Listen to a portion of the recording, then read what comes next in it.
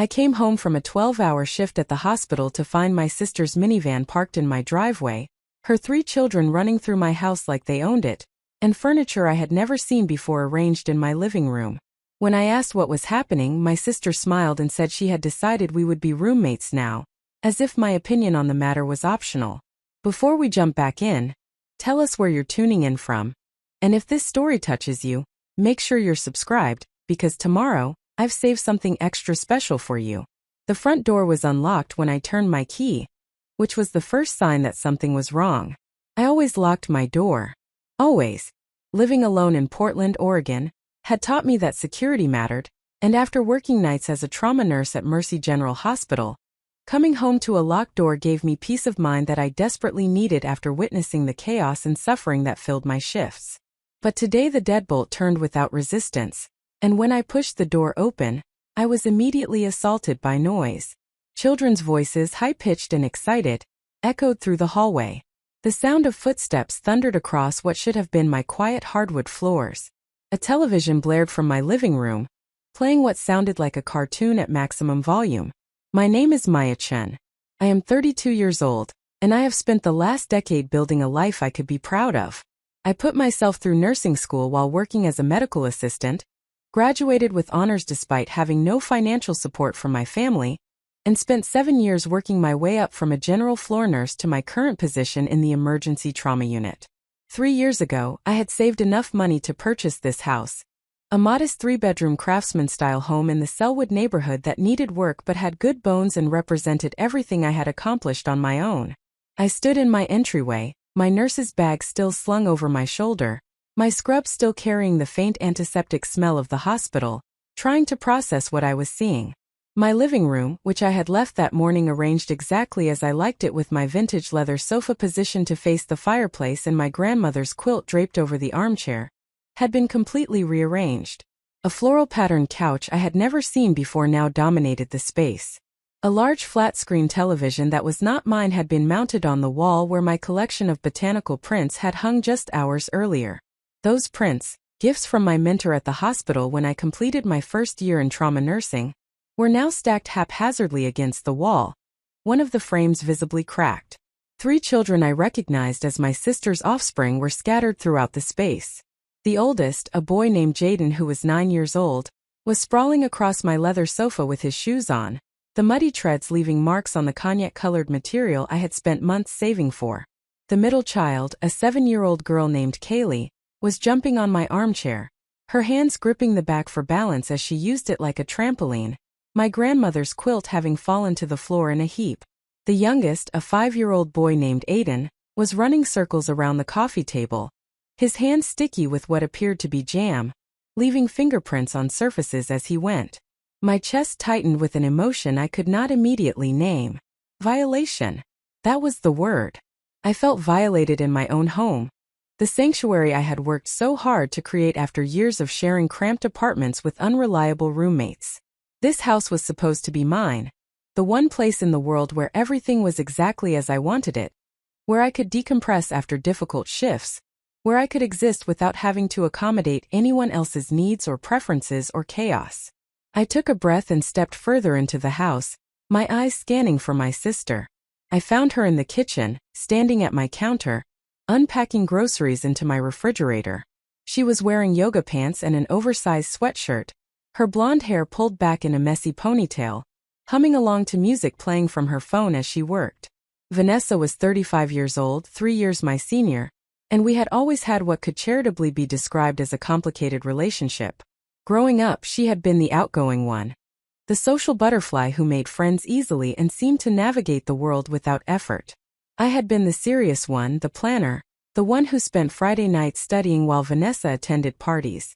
Our parents had always favored her effortless charisma over my quiet determination, a dynamic that had shaped our relationship in ways I was still untangling in therapy. She looked up as I entered the kitchen, her face breaking into a bright smile that did not reach her eyes. "Maya, hey, you are home early. I thought you worked until 7. It is 7:15, I said, my voice carefully controlled despite the storm of emotions churning inside me. "What is going on here, Vanessa? Why are your kids in my house? Why is there furniture I do not recognize in my living room?" Vanessa set down the carton of milk she had been holding and leaned against the counter with a casualness that made my jaw clench. Oh, that. Yeah, so I have been meaning to call you about this, but things have been so crazy with the move that I just did not get a chance. She waved her hand dismissively as if this explained everything. What move? I asked, though a cold dread was already forming in my stomach because I suspected I knew exactly what move she was referring to. My move. Our move.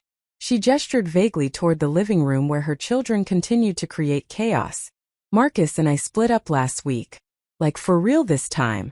He told me I needed to be out of the house by the end of the month, and you know how expensive it is to find a place that takes kids on short notice. So I figured you have this big house with all these empty bedrooms and we are family, so it just made sense for me and the kids to move in here. At least temporarily until I get back on my feet. The words hit me like a physical blow. Each one landing with increasing weight as the full implication of what she was saying settled over me. You decided we would be roommates? I repeated slowly, emphasizing each word. Without asking me?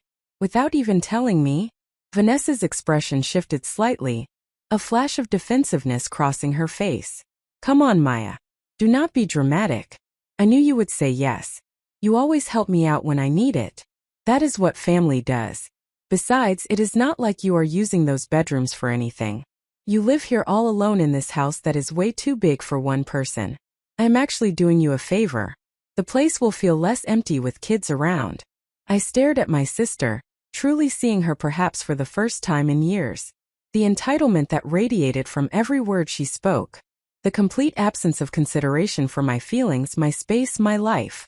The assumption that my resources and my home were simply available for her use whenever she needed them. The reframing of her invasion as a favor she was doing for me. Vanessa, I said, working to keep my voice level, you cannot just move into someone's house without their permission. That is not how this works. I do not care if we are family. This is my home. I did not agree to this. Her face hardened, the friendly mask dropping away to reveal irritation beneath. God, I should have known you would make this difficult. You have always been so selfish, Maya. So focused on your career and your perfect little life that you cannot spare a thought for anyone else. I am in crisis here. My marriage just fell apart. I have 3 kids to take care of. I have nowhere else to go. And you are going to stand there and tell me I am not welcome in your precious house? The accusation of selfishness landed exactly where she intended it to, triggering years of conditioning that told me wanting anything for myself was wrong, that putting my needs first made me a bad person, that being a good sister, a good daughter, a good woman meant sacrificing whatever was necessary to help others even at great personal cost. I felt the familiar guilt beginning to rise, the voice that said maybe I was being unreasonable. Maybe I should just accept this situation and make the best of it. Maybe wanting my home to remain my own was indeed selfish. But another voice, newer and stronger, pushed back against that conditioning. This was my house. I had bought it with money I earned. I had renovated it with my own hands during my days off, stripping wallpaper and refinishing floors and painting walls until they were exactly the shade I wanted. I had made a home here, a sanctuary, and I had every right to decide who lived in it. Where were you planning to sleep? I asked, my tone sharper now. Vanessa gestured toward the hallway. I figured I would take the master bedroom since I need the space for all my stuff, and you could move into one of the smaller bedrooms. The kids can share the other one.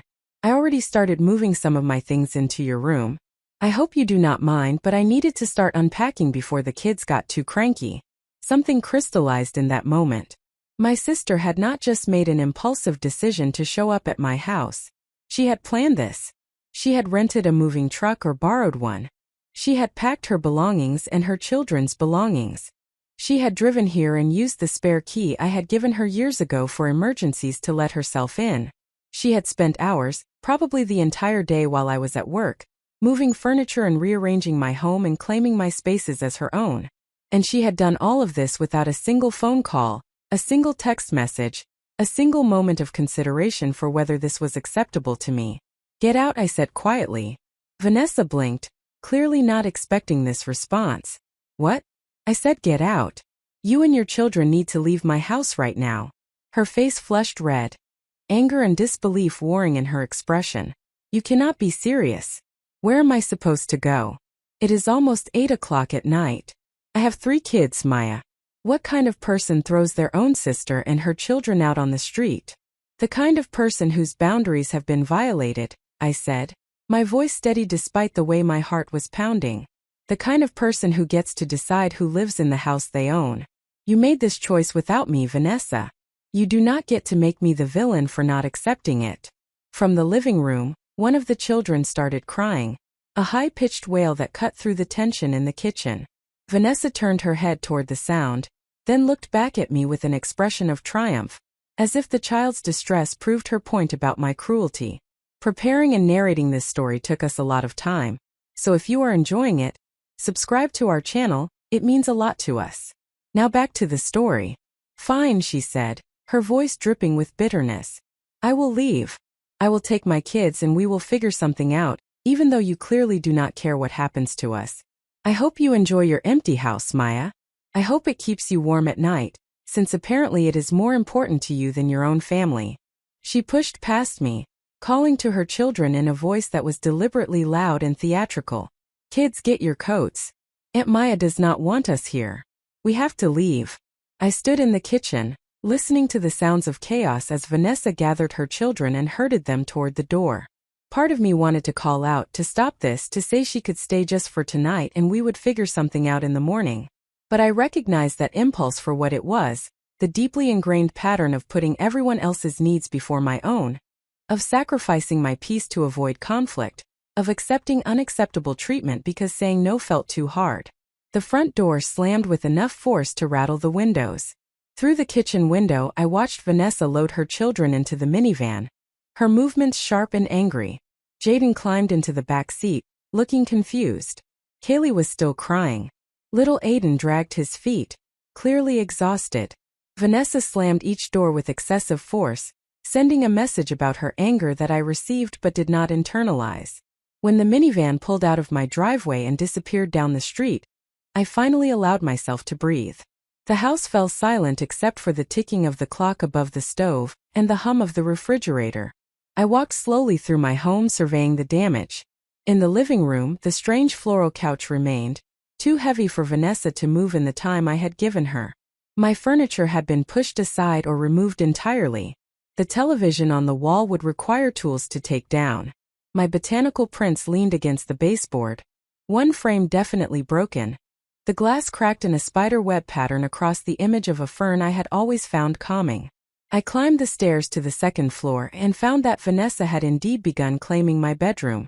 Suitcases lay open on my bed, clothes spilling out across my duvet. Toiletries were scattered across my bathroom counter. She had even hung some of her clothes in my closet, pushing my scrubs and professional attire to one side to make room for her wardrobe. In the smaller bedroom across the hall, children's belongings were piled haphazardly. Toys, books, stuffed animals, small shoes, brightly colored blankets. The room I had been using as a home office, where I completed continuing education coursework and caught up on medical journals, had been transformed into a child's space without my consent. I sat down on the stairs, my legs suddenly unable to support me as the full reality of what had almost happened settled over my body. If I had not come home when I did, if I had worked a double shift as I sometimes did, Vanessa would have completed her move-in. She would have established herself in my home, made it impossible to ask her to leave without appearing monstrous, created a situation where I would have been trapped hosting her and her children for an indefinite period while she got back on her feet, a process that could take months or even years based on her history. My phone buzzed in my pocket. I pulled it out and saw a text message from Vanessa, the first of what I suspected would be many. The message read, "I cannot believe you did that to me and the kids. You have always been selfish, but this is a new low. When you calm down and realize how wrong you were, do not bother calling. I am done with you." I stared at the message, reading it multiple times, analyzing each word. The blame, the insult, the attempt to make me feel guilty, the dramatic pronouncement that she was done with me, as if I should be devastated by the loss of a relationship that had only ever seemed to flow in one direction, with me giving and her taking. I typed out several responses and deleted them all. Finally, I simply turned off my phone and set it on the step beside me. I would deal with the fallout tomorrow. Tonight, I needed to process what had happened and begin the work of reclaiming my space. I stood up and walked back to my bedroom, I picked up Vanessa's open suitcase and carried it downstairs, setting it by the front door. I made 3 more trips, gathering all of her belongings from my bedroom and bathroom, creating a pile of her possessions in my entryway that she would need to retrieve eventually. With each item I removed from my personal space, I felt a little more like myself, a little more grounded in my own home. In the children's room, I carefully packed the toys and clothes into the boxes I found in the closet, treating their belongings with care despite my anger at their mother. The children had not chosen this situation. They were simply being used as leverage in Vanessa's attempt to manipulate me into accepting her invasion of my space. By the time I finished, it was nearly midnight. I had been awake for over 20 hours, having started my hospital shift at 6 that morning. My body ached with exhaustion, but my mind was racing, replaying the conversation with Vanessa, analyzing my responses, wondering if I had made the right choice or if I truly was the selfish person she accused me of being. I made myself a cup of tea and sat on my leather sofa, noting the mud stains from Jaden's shoes that would probably need professional cleaning to remove. The house was quiet again, restored to the peaceful sanctuary I needed it to be. But something had fundamentally changed. A line had been crossed, a boundary had been violated, and I had said no. I had chosen myself over family obligation, my needs over someone else's demands, my peace over avoiding conflict. The weight of that choice pressed down on me as I sat alone in my living room, sipping tea that had gone lukewarm while I sat lost in thought. I did not know yet what consequences would follow from tonight's confrontation. I did not know how Vanessa would retaliate or what other family members would say when they heard her version of events. I did not know if I had the strength to maintain this boundary when the pressure inevitably increased. What I did know was that I could not go back. I could not unsee what I had seen tonight, the entitled assumption that my home and my resources were available for the taking, the complete disregard for my autonomy and my right to control my own living space. I could not unknow what I now knew about my sister, and about the dynamic between us that I had tolerated for far too long. I finished my tea and carried the mug to the kitchen, rinsing it and placing it in the dishwasher with the same care I took with all my possessions. These were my things in my house, arranged according to my preferences. I had earned this space. I had created this life, and I had every right to protect it. As I climbed the stairs to my bedroom, now cleared of Vanessa's belongings and restored to being solely mine, I felt something unexpected beneath the exhaustion and the residual adrenaline from the confrontation. I felt proud. Proud that I had spoken up. Proud that I had maintained my boundary even when it was difficult and uncomfortable. Proud that I had chosen myself. I did not sleep well that night. My mind kept circling back to the confrontation, to Vanessa's accusations, to the image of her children being loaded into the minivan looking confused and upset. But even through the guilt and doubt that plagued me in the dark hours of the night, I held on to one certainty. I had done the right thing. Not the easy thing, not the thing that would make everyone happy, not the thing that would allow me to avoid conflict.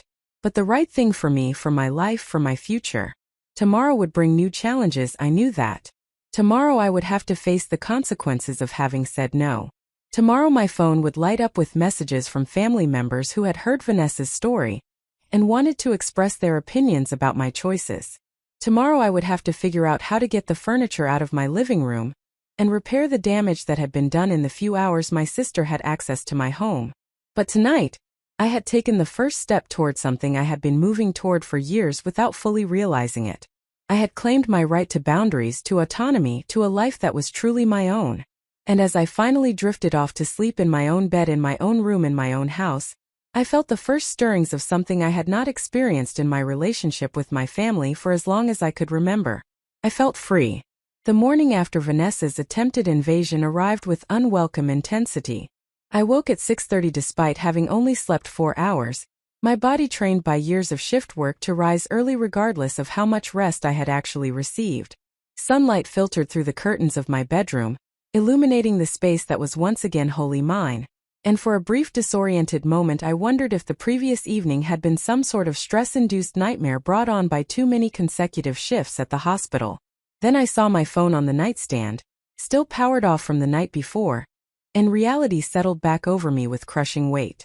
I reached for the device, hesitating with my finger hovering over the power button.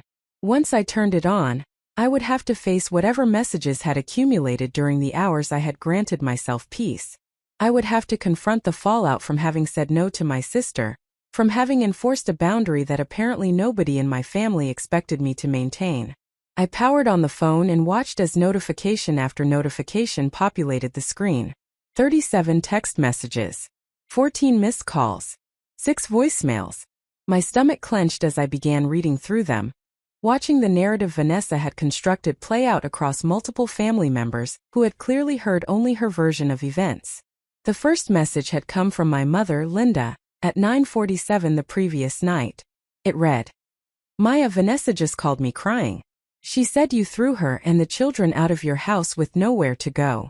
Please tell me there has been some misunderstanding. Call me immediately." My father, Robert, had sent a message at 10:15. "Your mother is very upset about this situation with your sister. We need to talk about how you handled things. This is not acceptable behavior toward family."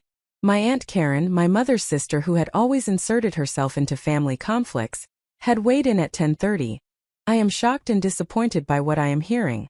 Those children needed a safe place and you turned them away. What has happened to you, Maya? When did you become so hard-hearted?" The messages continued in similar fashion, each one painting me as the villain in a story where I had somehow victimized my sister by refusing to allow her to move into my home without permission. Not one person had asked for my perspective. Not one person had questioned whether Vanessa's behavior might have been inappropriate. Not one person had considered that perhaps there were two sides to this situation. I sat on the edge of my bed, reading message after message, feeling the familiar weight of family expectation settling over my shoulders like a heavy cloak I had worn for so many years that I had forgotten it was possible to remove it. This pattern was not new. This dynamic had shaped my entire relationship with my family for as long as I could remember. Vanessa created problems through her own choices, and I was expected to solve them at whatever cost to myself. I thought about my childhood, growing up in a modest split-level house in Eugene, Oregon, where my parents had raised us with limited financial resources but abundant opinions about how their daughters should behave. Vanessa had been the charming one, the daughter who made friends easily and brought home adequate grades without appearing to study. I had been the serious one, the daughter who spent hours at the kitchen table with my textbooks, who volunteered at the local library, who dreamed of becoming a nurse even when my parents suggested I should consider something less demanding. When Vanessa got pregnant at 17 during her senior year of high school, the family had rallied around her. My parents had paid for her to continue her education at the community college, while they helped care for Jaden. They had adjusted their retirement savings plans to accommodate the unexpected expense of supporting a teenage mother and her child. And when Vanessa dropped out after one semester because classes were too hard to manage with a baby, they had accepted this decision without criticism, simply continuing their financial support while she figured out what she wanted to do with her life.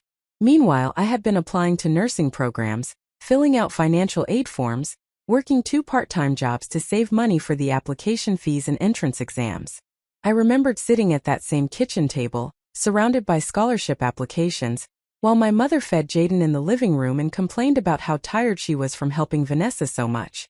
When I asked if they could contribute anything toward my education, my father had looked at me with surprise and said they had already explained that their money was committed to helping Vanessa get back on her feet. He suggested I take out student loans like most people did, as if I had not already planned to do exactly that, as if I had been asking for charity rather than hoping for even a fraction of the support they provided to my sister without question. I had taken out the loans. I had worked throughout nursing school, picking up shifts as a certified nursing assistant at a rehabilitation facility, sacrificing sleep and social opportunities to manage both my education and my employment. I had graduated with honors and $60,000 in student debt that I was still paying off 8 years later. And not once during those difficult years had my parents acknowledged the disparity in how they treated their daughters, the difference between the support they freely gave to Vanessa and the support I had to beg for and ultimately do without. The pattern had continued throughout my 20s. When Vanessa married Marcus at 22, my parents had paid for a wedding that cost $15,000, a sum that represented more than half of my annual income at the time. They had invited 200 guests to a country club reception, hired a photographer and a DJ, and arranged for an open bar that my father complained about for months afterward while simultaneously beaming with pride about how beautiful the wedding had been. When I mentioned that I was thinking about graduate school to become a nurse practitioner, my mother had suggested I wait until I was more financially stable, apparently unaware of the irony given how much money they had just spent celebrating Vanessa's marriage to a man who worked sporadically in construction, and seemed to believe that his charm was an adequate substitute for reliability. 2 years after that wedding, when Vanessa had her second child, my parents had purchased a larger vehicle for her family, trading in her sedan for a minivan that could accommodate the growing family. They had explained to me that Vanessa needed the help more than I did since I was single, and only had to worry about myself. The implication that my needs were less valid because I did not have children stung, but I had learned by then not to express disappointment. Expressing disappointment only led to lectures about how I needed to be less sensitive, more understanding, more willing to put family first. When Aiden was born 3 years later, I had driven to the hospital immediately after my shift ended, still wearing my scrubs, carrying a gift bag filled with baby clothes I had carefully selected during my lunch break. I arrived to find my parents already there, my mother holding the newborn while my father took photographs. Vanessa was propped up in the hospital bed, looking exhausted but radiant, accepting congratulations from the steady stream of visitors who had come to meet the newest family member. I waited for over an hour for a chance to hold my nephew, standing awkwardly near the door while relatives I barely knew were invited to sit and visit. When I finally had to leave to get some sleep before my next shift, my mother had barely looked up from the baby, offering only a distracted goodbye as I slipped out of the room. The following week, when I returned to visit with a homemade meal I had prepared during my day off, Vanessa had barely thanked me before complaining about how exhausted she was, how difficult it was managing 3 children, how Marcus was never home and never helped with anything. She had asked if I could babysit the following weekend so she and Marcus could have a date night. I had agreed, canceling my own plans to spend 12 hours caring for her children while she and her husband went to dinner and a movie. When they returned home 4 hours later than promised, both clearly having had several drinks, Vanessa had not apologized for the delay. She had simply collected her sleeping children and driven away, leaving me to clean up the mess in my apartment and prepare for my shift the next morning. That babysitting request had become a pattern. Every few weeks, Vanessa would call with some emergency or special occasion that required childcare. My parents were too tired, she would explain. Her friends were all busy. Marcus's family lived too far away. And I was single with no responsibilities, so surely I had time to help my sister. I had said yes more often than I wanted to admit, rearranging my schedule and sacrificing my limited free time because saying no felt impossible. The guilt that came with even considering refusing was overwhelming, reinforced by years of messages that being a good sister, a good daughter, a good woman meant putting everyone else first. I thought about the previous Christmas just 8 months ago, when I had spent 2 weeks planning and preparing gifts for each of my nieces and nephews. I had paid attention throughout the year to the things they mentioned wanting, carefully selecting age-appropriate toys and books that I wrapped with care and presented with genuine excitement. Jaden had opened his gift, a science kit he had mentioned wanting during a conversation 3 months earlier, and had set it aside after barely looking at it, immediately asking his grandmother what she had brought him. Kaylee had been more enthusiastic about her art supplies, but had left them at my apartment when Vanessa picked up the children, and I had never managed to get them returned despite multiple reminders. Aiden had been too young to really understand the concept of gifts, more interested in the wrapping paper than the wooden puzzle I had chosen for him. Meanwhile, my own gift from Vanessa had been a candle from a discount store, still bearing the clearance sticker on the bottom. My parents had given me a gift card to a restaurant chain, the same gift they gave me every year, in an amount that would cover exactly one modest meal. When I opened these gifts, sitting in my parents' living room while Vanessa's children tore through piles of presents that represented hundreds of dollars in spending, I had smiled and expressed gratitude because that was what was expected. I had not mentioned the disparity. I had not pointed out that the gifts I gave required thought and attention while the gifts I received were clearly afterthoughts. I had simply played my role in the family dynamic, the role of the daughter who required less because she had made different choices, because she did not have children who needed things, because she was capable and independent and therefore her needs could be perpetually deprioritized. I remembered my 30th birthday, a milestone I had been both excited about and anxious to reach. I had imagined some sort of celebration with my family, nothing elaborate, perhaps just dinner at a nice restaurant where we could mark the occasion together. I had mentioned this hope to my mother several weeks in advance, suggesting possible dates that would work with my nursing schedule. She had agreed enthusiastically, saying she would make reservations and coordinate with everyone. The week of my birthday arrived, and I had heard nothing about the plans. I called my mother to follow up and she had sounded distracted, explaining that Kaylee had a dance recital that weekend and they were all very busy preparing for it. Perhaps we could celebrate my birthday the following week instead, she suggested. I had agreed, trying not to feel hurt that my niece's dance recital took precedence over my milestone birthday. The following week came and went with no mention of the dinner. When I finally asked about it again, my mother had seemed surprised that I was still thinking about it, suggesting that maybe we could just do something simple for my next birthday instead. My 30th birthday had passed with a text message from my parents and a phone call from Vanessa, who had remembered the date but had been too busy with her children to do anything more than wish me a happy birthday during a 5-minute conversation where she spent most of the time complaining about Marcus. I had gone to work that day, treated trauma patients for 12 hours, and came home to my empty apartment where I ate takeout alone and wondered when I had become so unimportant to the people who were supposed to love me most. The memories continued to surface as I sat on my bed, phone in hand, reading through the condemnation from family members who had never once considered my perspective. I thought about every time I had helped Vanessa move, and there had been many times because she and Marcus were always finding new rentals that were supposedly better than the last one, always leaving their previous homes in conditions that ensured they would not get their deposits back. I thought about every time I had loaned Vanessa money, small amounts, usually $20 here, $50 there, for emergencies that were always presented as temporary situations even though the repayment never materialized. I thought about every holiday and birthday and family gathering where I had shown up with gifts and offers to help while receiving barely an acknowledgement in return. I thought about the previous summer when my parents had taken Vanessa and her children on a week-long vacation to the coast, renting a large house with multiple bedrooms where they could all stay together. I had not been invited. When I asked my mother about it later, she had explained that they wanted to give Vanessa a break from her stressful life, some quality time with the children away from Marcus, who had declined to join them. I had pointed out that I might also enjoy a family vacation, that I rarely got to spend extended time with my parents or my nieces and nephews because of my work schedule. My mother had looked at me with what I now recognized as practice patience, the expression of someone dealing with an unreasonable person, and had said that the vacation was specifically meant to support Vanessa during a difficult time in her marriage. Surely I could understand that, she had said. Surely I did not expect them to plan their family activities around my schedule. The word family in that sentence had struck me even then, though I had not fully processed the implication until later. They were family. Vanessa and her children and my parents, bonded by some quality that apparently I did not possess despite sharing DNA and a childhood home.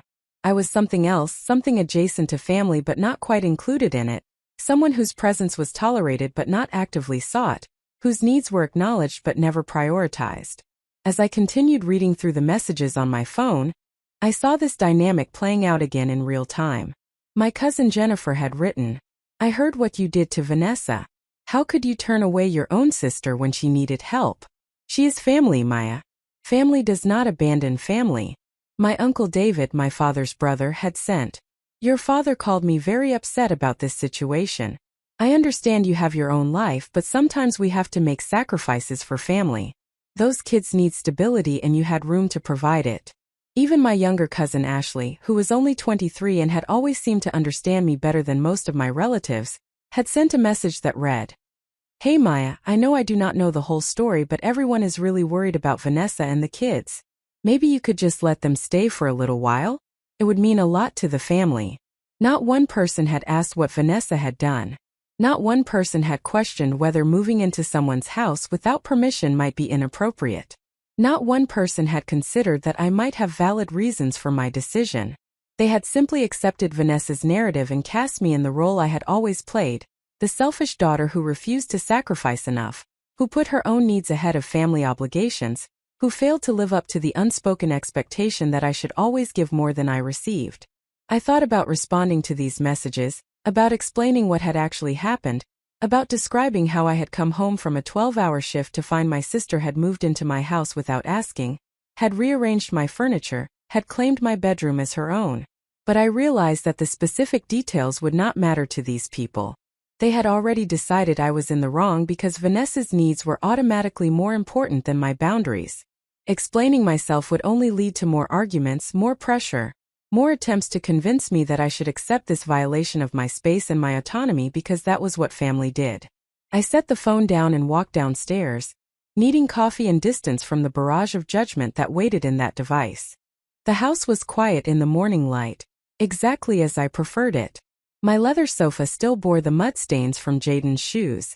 The floral couch Vanessa had brought still dominated my living room, too large for me to move on my own.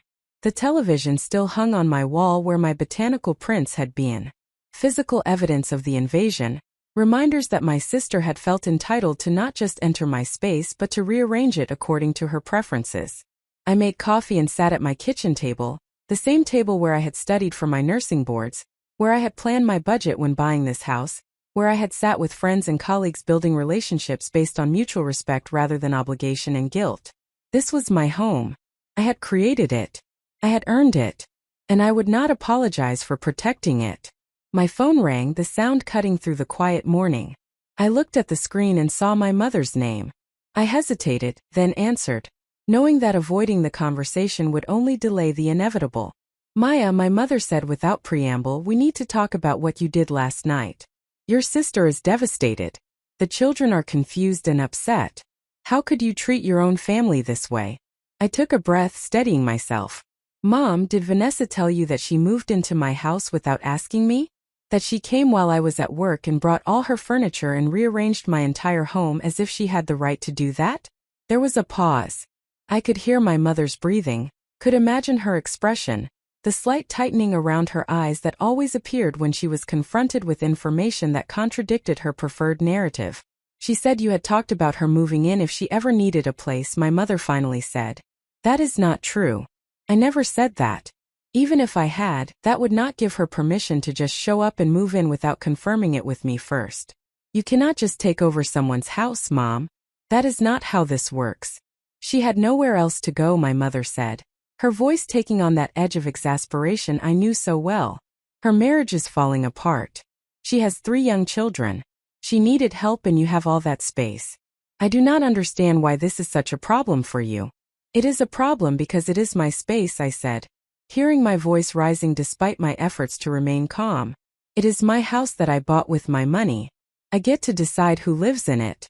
The fact that Vanessa needed a place does not mean she gets to just take mine. You are being incredibly selfish, my mother said, the words landing with practiced precision. This is not the daughter I raised. I raised you to care about family, to help people when they are in need. Vanessa is your sister. Those are your nieces and nephew. How can you turn your back on them? I am not turning my back on them. I am saying that Vanessa cannot move into my house without my permission. Those are 2 different things. Where is she supposed to go? My mother demanded. She cannot afford an apartment on her own. Marcus is keeping the house. She has no savings because she has been focused on raising those children. Someone has to help her. And if her own sister will not, then what does that say about you? It says that I have boundaries, I replied. It says that I am not responsible for solving problems that Vanessa created through her own choices. She chose to marry Marcus. She chose to have 3 children with him despite knowing he was unreliable. She chose not to maintain employment. Those were her decisions, and the consequences of those decisions are not my responsibility to fix by giving up my home. The silence that followed was heavy with my mother's disapproval. Finally she spoke, her voice cold in a way that made my chest tighten with old familiar fear. I am very disappointed in you, Maya. Your father and I did not raise you to be this kind of person. Vanessa has always been there for you, and this is how you repay her. The claim that Vanessa had always been there for me was so patently false that I almost laughed. When had Vanessa been there for me? When I was working 2 jobs through nursing school. When I was studying for my boards. When I was adjusting to the intense demands of trauma nursing. When I bought this house and needed help with renovations. I could not think of a single instance where Vanessa had sacrificed her time or energy or resources to support me. Our relationship had always been one-directional, with me giving and her taking, And apparently my entire family had been content with that arrangement because it worked in their favor. "I need to go," I said. "I have to get ready for work." "Think about what you are doing," my mother said. "Think about what this means for your relationship with this family. There are consequences to these choices, Maya." "I understand," I said, though what I understood was not what my mother meant. I understood that my family would punish me for having boundaries. I understood that choosing myself meant losing their approval. I understood that the cost of protecting my space and my peace would be rejection from people who had never fully accepted me anyway. I ended the call and sat at my kitchen table, feeling the weight of generations of family dysfunction pressing down on me. This pattern did not start with Vanessa. It started long before, with parents who had played favorites, who had taught one daughter that she deserved unconditional support, and taught the other daughter that she needed to earn whatever scraps of attention might be available. It started with a family culture that valued compliance over authenticity, that punished boundary setting as selfishness, that demanded sacrifice from some members while excusing others from any responsibility. I had participated in this pattern for 32 years. I had accepted my role as the responsible one, the helper, the daughter who required less because she was more capable. I had told myself that this was just how families worked, that the disparity in treatment was something I needed to accept, that wanting more was evidence of my own inadequacy rather than their failure to treat me with basic dignity and respect. But last night, when I came home to find my sister had invaded my space without permission, something had broken. Not broken in the sense of damage, but broken in the sense of a spell being lifted, a pattern being interrupted, a truth becoming suddenly and undeniably clear. I saw with shocking clarity that this dynamic would never change unless I changed it. My family would never voluntarily grant me the respect and consideration they gave to Vanessa. They would never acknowledge the unfairness of their treatment. They would never apologize for the years of asking me to sacrifice while never asking the same of my sister. If I wanted a different life, a life where my needs mattered and my boundaries were respected, I would have to create it myself. And creating it would mean accepting that my family might never understand, might never approve, might choose to maintain their dysfunctional patterns rather than adapt to my growth. The cost of freedom was the loss of connection with people who only valued me for what I provided rather than for who I was. I finished my coffee and stood up from the table, looking around my kitchen with new eyes. This house represented more than financial investment. It represented autonomy, safety, peace, the life I had built for myself despite lack of family support. Protecting this house meant protecting myself, my future, my right to live according to my own values rather than others' expectations. I would not apologize. I would not back down. I would not allow Vanessa or my parents or anyone else to convince me that enforcing reasonable boundaries made me a bad person. I had spent too many years accepting treatment I did not deserve, and that chapter of my life was over. Whatever came next, I would face it as someone who finally understood that she was worthy of respect, even if her family could not see it. The hours following my conversation with my mother stretched out with an uncomfortable intensity that made even routine tasks feel weighted with significance. I moved through my morning routine mechanically, showering and dressing for my shift at the hospital, while my mind remained fixated on the messages still accumulating on my phone and the choice I now faced. I could maintain the boundary I had set the previous evening, accepting whatever social and familial consequences followed, or I could capitulate to the pressure, allow Vanessa to return, and preserve my relationships with people who apparently valued those relationships far less than I did. I arrived at Mercy General Hospital at 7:15 for the start of my 12-hour shift, parking in the employee lot, and walking through the familiar corridors that had become my second home over the past 7 years. The emergency trauma unit operated with controlled chaos, a constant flow of patients with injuries and illnesses requiring immediate intervention.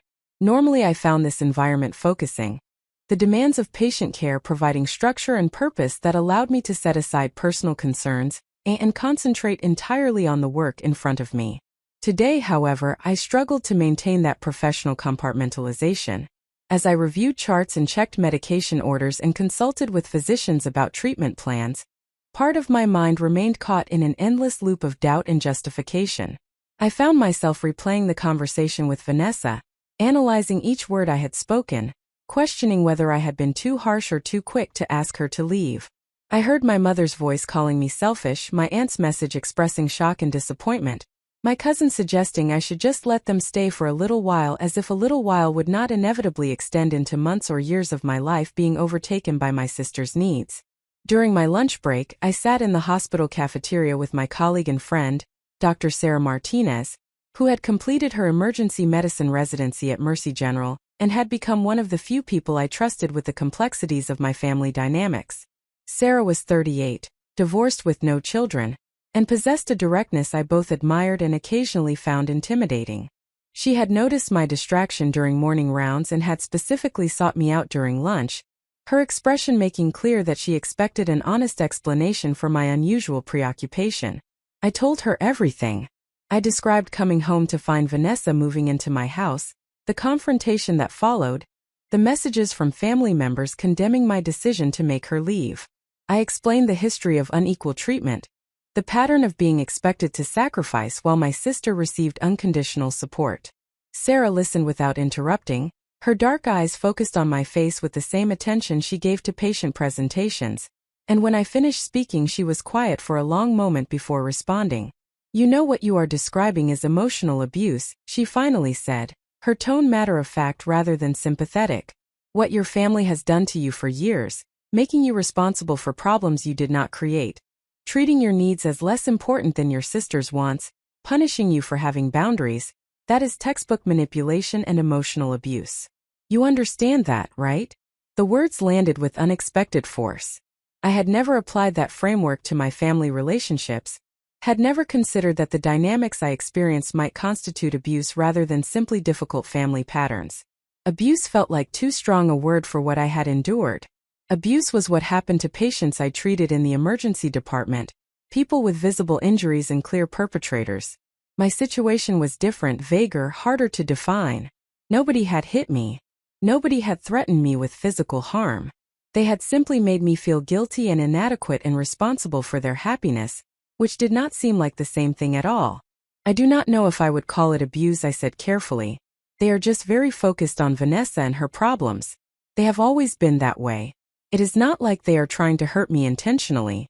Sarah set down her coffee cup and leaned forward, her expression intense. "Maya, intention does not negate impact. Your family has systematically taught you that your value lies in what you provide for them, not in who you are as a person. They have conditioned you to feel guilty for having needs, to apologize for setting boundaries, to sacrifice your well-being to maintain their comfort. That is abuse, regardless of whether they would label it that way or acknowledge their behavior as harmful." I felt something crack open inside my chest, a painful recognition of truth I had been avoiding for decades. She was right. I knew she was right. But accepting that truth meant acknowledging that my family had damaged me, had shaped me in ways that served their interests rather than supporting my growth, had taken advantage of my desire for their approval to extract labor and resources and emotional support that I provided far beyond any reasonable expectation. It meant accepting that the relationships I had tried so hard to preserve were fundamentally unequal, and possibly not worth preserving at all.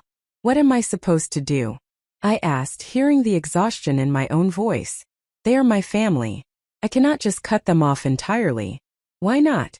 Sarah asked. "What are you getting from these relationships that is worth the cost they are extracting? When was the last time your mother called to ask how you were doing without needing something from you? When was the last time your sister showed any interest in your life? When was the last time any of them celebrated your accomplishments or supported you through a difficult time?" I opened my mouth to respond and realized I could not think of a single recent example. My promotion to trauma unit supervisor 2 years ago had been met with polite acknowledgement from my parents and no response at all from Vanessa. When I had been hospitalized with appendicitis the previous year, my mother had visited once, spent 30 minutes complaining about how inconvenient the hospital parking was, and then left without asking how I was feeling or whether I needed anything. My father had sent a text message wishing me a quick recovery. Vanessa had not contacted me at all. Meanwhile, I could list dozens of instances where I had dropped everything to help them. The time I had taken a week of vacation to help my parents clean out their garage. The countless evenings I had provided free childcare for Vanessa. The money I had loaned and never been repaid. The emotional labor of listening to complaints and offering advice that was never taken. The birthday gifts carefully selected and given while receiving generic gift cards in return. The constant availability I maintained for their emergencies while my own needs went unacknowledged. You need to consider the possibility that these people do not actually want a relationship with you, Sarah continued, her voice gentler now. They want access to your resources. They want someone they can rely on to show up and solve problems and ask for nothing in return. That is not love, Maya. That is exploitation. And you have been allowing it because you have been conditioned to believe that accepting mistreatment is the price of belonging to your family. The truth of her words settled over me like a heavy blanket, suffocating and inescapable. I had been so focused on trying to earn my family's approval, on proving myself worthy of the same consideration they automatically gave to Vanessa, that I had never stopped to question whether their approval was worth pursuing. I had assumed that the problem was me, that if I could just be better, achieve more, help more generously, they would eventually see my value. But Sarah was suggesting a different interpretation, that my family saw my value perfectly clearly, and had deliberately chosen to exploit it rather than reciprocate it. I think I need to not go back, I said slowly, testing the words on my tongue. I think I need to maintain the boundary I set last night, and accept whatever consequences follow. That is going to be really hard, Sarah warned. They are going to escalate the pressure. They are going to recruit other family members to guilt you. They are going to present themselves as victims of your cruelty. Are you prepared for that? I do not know, I admitted. But I also do not know if I can keep living the way I have been living. Coming home last night to find Vanessa had moved in without asking, it was like suddenly seeing something that had been in front of me all along. She did not ask because she did not think she needed to. She assumed my space and my life were available for her use, because that is how our family has always operated.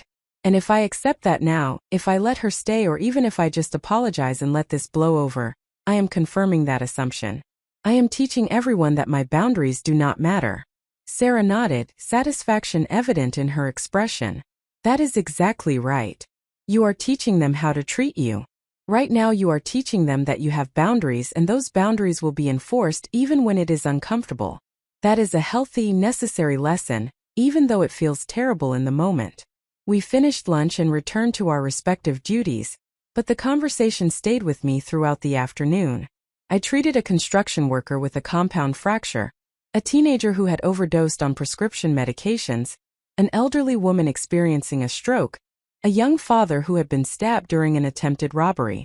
Each patient reminded me that suffering came in many forms, that trauma was not always visible, that people could be deeply damaged by experiences that left no physical scars. I thought about my own trauma, the accumulated weight of decades of emotional neglect and manipulation disguised as family love. I thought about how I had learned to minimize my own needs, to feel guilty for wanting basic respect and consideration, to apologize for the inconvenience of existing as a person with my own desires rather than simply a resource for others to access. I thought about how that conditioning had shaped every relationship in my life, leaving me uncertain about whether I deserved kindness, whether my boundaries were reasonable, whether asking for reciprocity made me selfish and demanding. During a brief lull in patient flow around 4 in the afternoon, I checked my phone and found 17 new messages. Most were from family members continuing to express their disappointment in my behavior. My mother had sent 3 additional messages, each one escalating in tone from disappointed to angry to threatening. The final message read, "If you do not allow your sister back into your house, you will no longer be welcome at family gatherings. We cannot have someone around who treats family this way. You need to decide what matters more to you, your pride or your family." The ultimatum was clear and, in its own way, clarifying. My mother was attempting to force my compliance through social exclusion, wielding my fear of abandonment as a weapon to ensure I would capitulate to Vanessa's demands. It was a tactic she had used throughout my life in more subtle forms, the slight cooling of affection when I failed to meet expectations, the pointed comments about how much easier Vanessa was to deal with, the implicit message that my place in the family was conditional on my willingness to serve family interests without complaint. But this time, instead of triggering the panic and desperation to repair the relationship that usually accompanied my mother's withdrawal of approval, I felt something unexpected. I felt relief. My mother had finally stated explicitly what had always been implicit in our relationship. I was not valued for who I was but rather for what I provided, and when I stopped providing it, I would be discarded. She had removed the ambiguity, eliminated the possibility that I was misinterpreting the situation, given me absolute clarity about where I stood. I typed a response, my fingers moving quickly before I could second-guess the decision. I wrote, "I understand. I will not be attending family gatherings going forward. I hope you and Vanessa are able to find a solution to her housing situation that does not involve violating my boundaries. Please do not contact me again, unless you are ready to have a conversation that acknowledges my perspective and treats me with respect." I read the message 3 times, my thumb hovering over the send button while my heart hammered against my ribs. Sending this message meant accepting exile from my family. It meant holidays alone. It meant missing my nieces and nephews growing up. It meant acknowledging that the relationships I had tried so hard to preserve were not actually worth preserving. It meant choosing myself over people who had never chosen me. I pressed send. The remainder of my shift passed in a haze of adrenaline and disbelief at what I had done. I had essentially ended my relationship with my family, had walked away from the people who were supposed to love me unconditionally, had chosen solitude over belonging to a group that treated me as expendable. Part of me waited for regret to arrive, for the panic to set in, for the voice in my head that always insisted I was making a mistake when I prioritized my own needs. But instead I felt something I had not experienced in my family relationships for as long as I could remember. I felt peace. When my shift ended at 7:30 that evening, I walked to my car in the darkening parking lot and sat behind the wheel for several minutes before starting the engine. The lights of the hospital glowed behind me, the building where I spent so much of my time helping people in crisis, providing care and comfort and expertise that genuinely mattered. Inside those walls I was valued. My skills were recognized. My contributions were appreciated. People listened when I spoke and trusted my judgment, and treated me with the professional respect I had earned through years of dedicated work. Why had I been willing to accept so much less from my family? Why had I spent decades tolerating treatment from my parents and sister that I would never tolerate from colleagues or friends? Why had I believed that blood relation entitled them to access my resources and disregard my boundaries and demand my service without reciprocation? I started the car and drove home through the Portland evening, the streets familiar and comforting in their ordinariness. When I pulled into my driveway and saw my house, lights on inside from the timers I had set that morning, I felt a surge of gratitude for this space I had created. This house represented freedom. It represented the life I had built through my own efforts. It represented possibility and autonomy, and the right to live according to my own values, rather than others' expectations. Inside, the mess from Vanessa's attempted move-in remained. The floral couch still occupied my living room. The boxes of children's belongings still waited by the front door. The physical evidence of the violation that had catalyzed this transformation. I looked at these items and made a decision. Tomorrow I would hire people to remove them. I would have the couch donated or disposed of. I would box up everything Vanessa had left behind and arrange for her to collect it at a time when I was not home. I would erase the traces of her invasion and reclaim my space completely. But tonight I needed to process what had happened. I needed to sit with the enormity of the choice I had made, and allow myself to feel whatever emotions arose without judgment or suppression. I changed out of my scrubs and made myself dinner, something simple but nourishing, and I ate sitting at my kitchen table while acknowledging the strange combination of grief and liberation that pulsed through my body. I was grieving the family I had wished I had, the parents who would have supported both daughters equally, the sister who would have been a friend rather than someone who only contacted me when she needed something.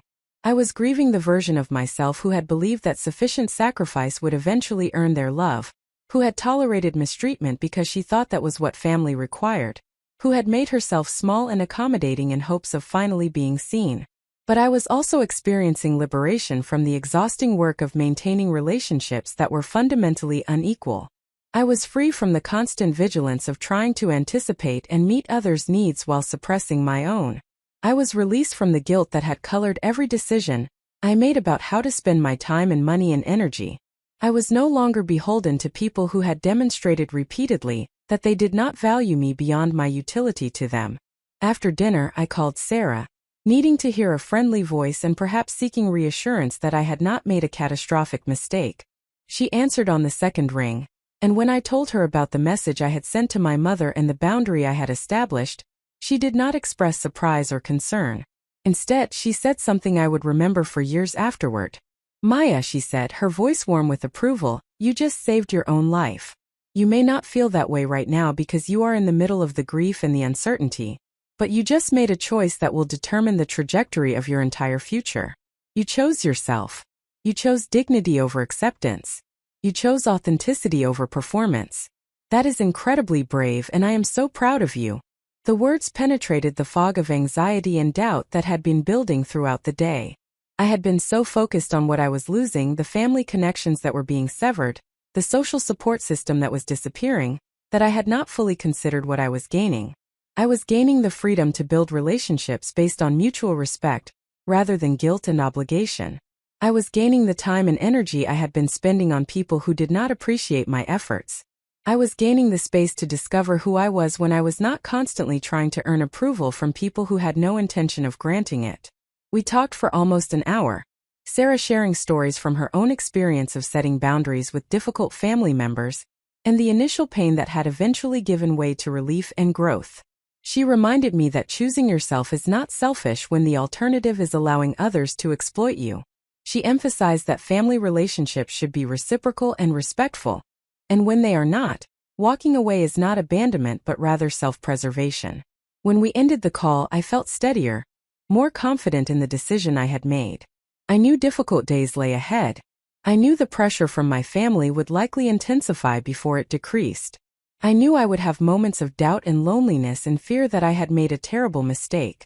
But I also knew that I could not go back to the person I had been before yesterday evening, the person who came home to find her boundaries violated and almost apologize for being upset about it. I spent the rest of the evening planning my next steps. I made a list of everything that needed to happen to fully reclaim my space and establish my new boundaries. Remove Vanessa's belongings from my house. Change my lock so the spare key I had given her years ago would no longer work. Block phone numbers of family members who were sending hostile messages. Find a therapist who specialized in family estrangement and could help me process the complex emotions I was experiencing. Connect with friends and colleagues who could provide healthy social support. Research support groups for people who had walked away from toxic family relationships. Each item on the list represented a concrete action I could take to move forward, to build a life that reflected my values rather than my family's expectations.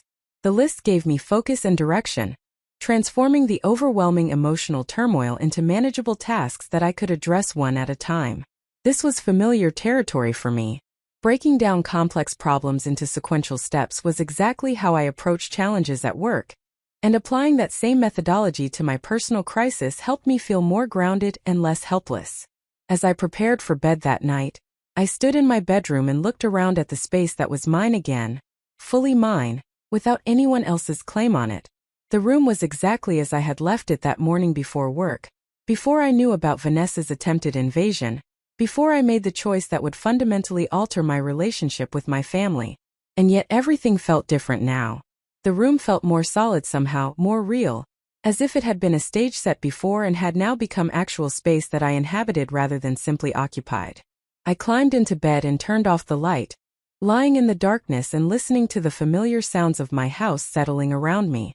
For the first time in days, my mind felt quiet rather than racing with anxious thoughts and worst-case scenarios. I had made my choice. I had set my boundary. I had claimed my right to live according to my own values rather than others' demands. Whatever came next, I would face it as someone who finally understood that she deserved respect, that her needs mattered, that her life was her own to design. Sleep came more easily than I expected, and with it came dreams not of the family I had lost but of the future I was creating.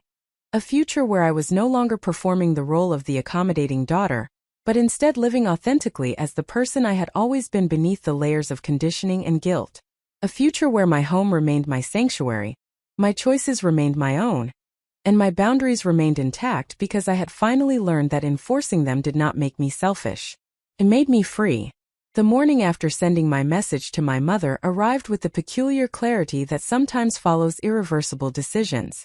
I woke earlier than necessary, my body still operating on the hospital shift schedule, even though I had the next 3 days off. The house was silent in the pre-dawn hours, and I lay in bed watching the pale light gradually illuminate my bedroom ceiling while my mind cataloged the practical steps that would need to occur in the coming days and weeks to solidify the boundary I had established. I had made the emotional decision to walk away from my toxic family dynamics. Now I needed to make the practical preparations that would allow that decision to become sustainable reality, rather than a momentary gesture of defiance that would collapse under the first wave of serious pressure. I understood from my work in emergency medicine that crisis decisions made in the heat of the moment often failed to hold once the immediate threat passed and normal life resumed. What I needed was a comprehensive plan that addressed not just the immediate situation with Vanessa and my parents, but also the broader implications of fundamentally restructuring my relationship with my entire family system. I got out of bed and made coffee, then settled at my kitchen table with a notebook and began writing. The act of putting thoughts on paper had always helped me think more clearly, transforming the chaotic swirl of emotions and half-formed ideas into concrete information I could evaluate and organize. I titled the first page Immediate Actions, and began listing everything that needed to happen within the next week to secure my physical space and establish clear boundaries. The first item was straightforward but essential. I needed to change all the locks on my house. Vanessa had a spare key that I had given her years ago during a period when I traveled frequently for a nursing conference series, and wanted someone who could water my plants and collect my mail. That key represented a vulnerability I could no longer afford. She had already demonstrated her willingness to enter my home without permission and make herself comfortable in my space. I could not risk her deciding to return when I was at work, perhaps bringing reinforcements in the form of my parents or other family members who might help her move back in while I was unable to prevent it. I searched online for local locksmiths and found one with excellent reviews and availability later that same day. I scheduled an appointment for 2 in the afternoon, requesting that they change the locks on both my front and back doors and provide me with new keys. The cost would be approximately $300, money I had not budgeted for this month, but which represented a worthwhile investment in my security and peace of mind. I added a note to myself to also install a video doorbell system that would allow me to see who was at my door without opening it, and would record any attempts at entry when I was not home. The second immediate action involved removing all of Vanessa's belongings from my house. The floral couch still dominated my living room, a daily reminder of the violation I had experienced. The boxes of children's items still waited near my front door. Various other objects that Vanessa had brought into my home during her attempted move-in were scattered throughout the space. I needed these things gone, both for the practical reason of reclaiming my living area, and for the psychological reason of erasing the physical evidence of her intrusion. I contacted a local donation center that offered free pickup for furniture, and arranged for them to collect the couch the following day. For the boxes of children's belongings and other personal items, I decided to rent a storage unit for 1 month in Vanessa's name. I would move everything there, send her the location and access code, and inform her that she had 30 days to collect her possessions before the storage company would dispose of them. This approach eliminated any need for direct contact while ensuring I was not simply throwing away items that might have value or sentimental meaning, particularly things belonging to my nieces and nephews who had no responsibility for their mother's choices. The third immediate action required more emotional preparation but was equally necessary. I needed to block phone numbers and email addresses of family members who were sending hostile or manipulative messages. My mother, my father, Vanessa, and several extended family members had demonstrated that they were not interested in respectful communication but rather in pressuring me to capitulate through guilt, criticism, and threats of social exclusion. Continuing to receive their messages would only undermine my resolve and subject me to ongoing psychological assault that served no constructive purpose. I went through my phone contact list systematically, blocking each family member who had sent messages attacking my character or demanding I allow Vanessa to move in. The act of pressing the block button felt simultaneously empowering and devastating. Each blocked contact represented a relationship ending, a connection severing, a door closing on a person who had been part of my life since childhood. But I reminded myself that these were not healthy relationships. They were relationships that extracted from me without reciprocating, that demanded compliance without offering respect, that treated my boundaries as negotiable inconveniences rather than legitimate needs. I created a new page in my notebook titled Medium-Term Actions, and began listing the steps I would need to take over the next few weeks and months to establish a sustainable new normal. The first item on this list was finding a therapist who specialized in family estrangement and complex trauma. I recognized that I would need professional support to process the grief and guilt that would inevitably arise as the reality of my situation fully settled in. I had made a rational decision based on clear evidence that my family relationships were unhealthy, but rationality did not eliminate the emotional pain of losing connection with people I had loved despite their mistreatment of me. I searched online for therapists in the Portland area with expertise in family estrangement, reading through profiles and reviews until I found several who seemed potentially appropriate. I made a list of 5 therapists I would contact, planning to schedule initial consultations with at least 3 to determine who might be the best fit for my needs.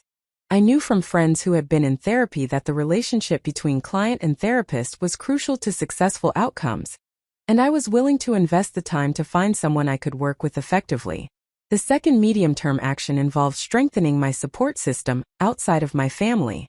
I had allowed my friendships to atrophy somewhat over the past few years, always prioritizing family obligations over social engagements, canceling plans with friends when Vanessa needed childcare or my parents requested my help with some project. Now I needed to rebuild those connections and invest in relationships that were based on mutual respect and genuine care, rather than obligation and guilt. I made a mental list of friends and colleagues I wanted to reconnect with. Sarah Martinez from the hospital was already a strong source of support, but I had other friends from nursing school, former roommates, colleagues from previous positions, and people I had met through various activities who had drifted out of my regular life through my own neglect. I decided to reach out to at least one person per week, suggesting coffee or dinner, or whatever activity might facilitate genuine conversation and connection. I would need to be somewhat vulnerable in these conversations, explaining that I had recently made difficult decisions about my family relationships and was working to build healthier social connections, but that vulnerability would also serve as a test of whether these were people who could handle emotional honesty. The third medium-term action required confronting a practical reality I had been avoiding. I needed to review and update all of my legal and financial documents to remove family members who were currently listed as emergency contacts, beneficiaries, or holders of medical power of attorney. My parents were currently listed as my emergency contacts at the hospital where I worked. Vanessa was listed as a beneficiary on my life insurance policy, a designation I had made years ago when I still believed we had a normal sibling relationship. My mother held medical power of attorney, meaning she would make healthcare decisions for me if I became incapacitated. These designations now represented vulnerabilities, rather than safety measures. I could not trust these people to act in my best interests if given legal authority over my affairs. I needed to identify alternative individuals who could fill these roles, people who actually cared about my well-being rather than simply what I could provide for them. Sarah had already proven herself trustworthy, and might be willing to serve as my healthcare proxy. I could designate a close friend as beneficiary of my life insurance. I could update my emergency contacts to reflect colleagues who would actually notify appropriate people if something happened to me rather than using a crisis as leverage to force reconciliation on terms favorable to my family. I created a third page titled Long-Term Considerations and began thinking about the broader implications of the choice I had made. The first consideration was how to handle holidays and significant life events going forward. I had always spent Thanksgiving and Christmas with my family, had always attended birthday celebrations for my nieces and nephews, had always showed up for graduations and recitals and other milestones. Those traditions were now over. I would need to create new traditions, find new ways to mark important occasions, build new sources of meaning and connection during times that had previously been dominated by family gatherings. The thought of spending my first Christmas alone was painful, but I recognized that being alone might be better than spending another holiday being treated as an afterthought while Vanessa basked in parental attention. I considered reaching out to colleagues who might also lack family connections during holidays, perhaps organizing a gathering for hospital staff who were working or who had nowhere else to go. I thought about volunteering at a community meal service, providing support to others while also giving myself purpose and connection during a potentially difficult time. The second long-term consideration involved my relationship with my nieces and nephews. Jaden, Kaylee, and Aiden were children who bore no responsibility for their mother's behavior or their grandparents' favoritism. I genuinely cared about them and would miss watching them grow up. But I also recognized that maintaining a relationship with them would require ongoing contact with Vanessa, who would undoubtedly use any access as an opportunity to pressure me or manipulate me or extract favors. The children were not hostages I needed to rescue, nor were they leverage I could use to maintain family connection. They were simply casualties of their mother's choices and their grandparents' dysfunction, and as much as I regretted the loss of those relationships, I understood that protecting myself had to take priority. I made a note to write letters to each of the children, age-appropriate explanations of why Aunt Maya would not be around anymore. I would give these letters to Vanessa through the storage unit arrangement, allowing her to decide whether and when to share them with her children. The letters would explain that I loved them, that my absence was not their fault, that adults sometimes made difficult decisions about relationships, and that I hoped they would grow up understanding the importance of treating people with respect and maintaining healthy boundaries. Perhaps someday when they were adults they might seek me out and we could have relationships on different terms, but that possibility existed far in the future and could not influence my current decisions. The third long-term consideration was perhaps the most fundamental and the most daunting.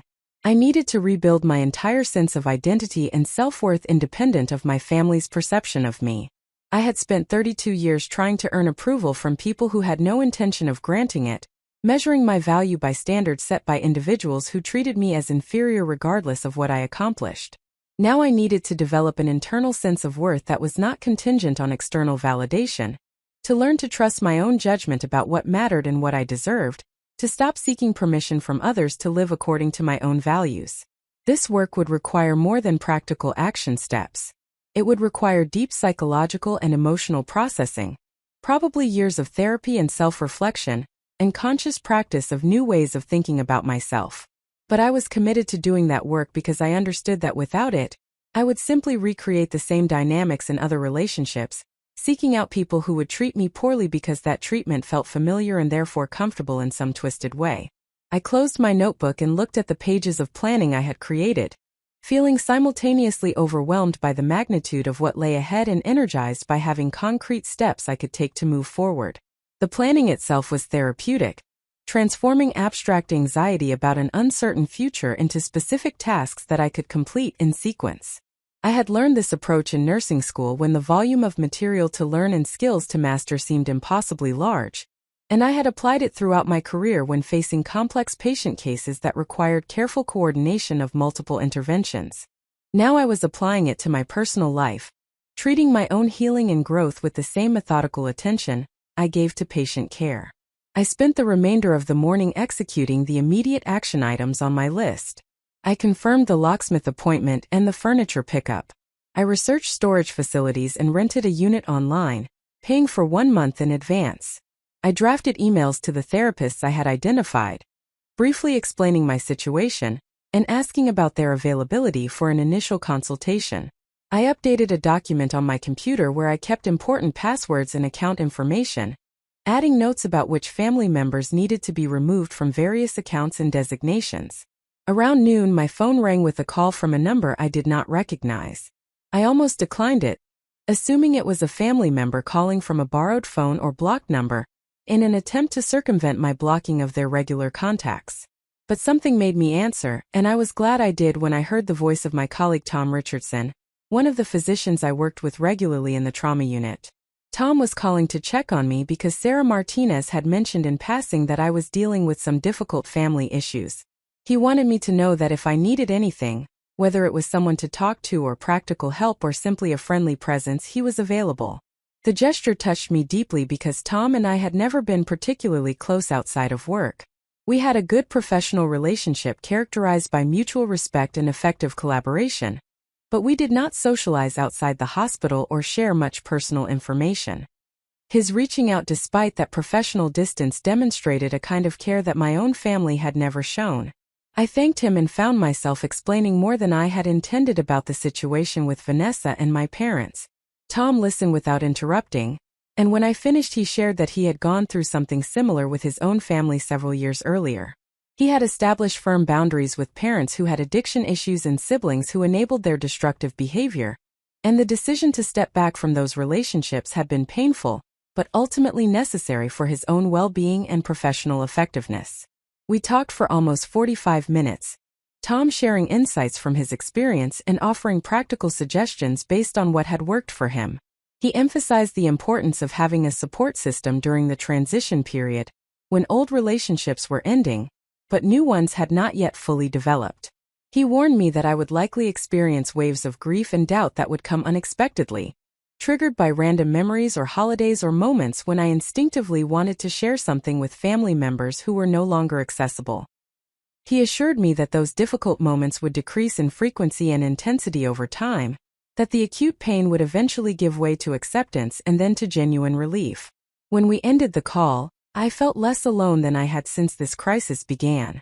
Tom's willingness to be vulnerable about his own family struggles normalized my experience and reminded me that I was not uniquely damaged or unusually difficult. Many people faced similar situations and made similar choices. The difference was that most people did not talk openly about family estrangement because of the shame and judgment that surrounded it. Our culture insisted that family relationships were sacred and should be preserved at any cost, but that cultural narrative ignored the reality that some families were toxic and maintaining connection with them caused more harm than walking away. The locksmith arrived at 2 o'clock as scheduled, a middle-aged man named David who efficiently changed both locks and provided me with 3 new keys for each door. I stood in my living room while he worked, watching him remove the old mechanisms and install new ones, and felt a physical sense of relief as each lock was replaced. These new locks represented security. They meant Vanessa could no longer enter my home without my explicit permission.